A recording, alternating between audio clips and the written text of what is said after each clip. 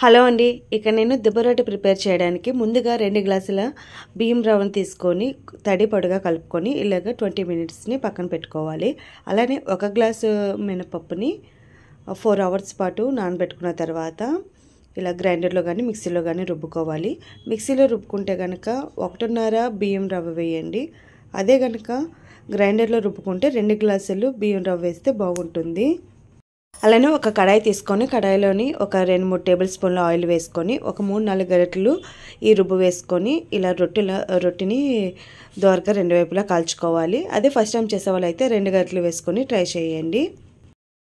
ఈ దిబ్బ రొట్టెని చిన్న సైజు కేక్ మాదిరిలా ఉంటుంది. చక్కగా పీసెస్ కట్ చేసుకొని మనకి నచ్చిన చట్నీతో కానీ తింటే చాలా టేస్టీగా ఉంటుంది. దీనికి పల్లీ చట్నీ బాగుంటుంది, టమాటా చట్నీ బాగుంటుంది, బొంబాయి చట్నీ కూడా బాగుంటుంది. అలానే నేను ఇక్కడ బొంబాయి చట్నీ ప్రిపేర్ చేశాను. ఈ రెసిపీ అనేది మరొక వీడియోలో షేర్ చేస్తానండి.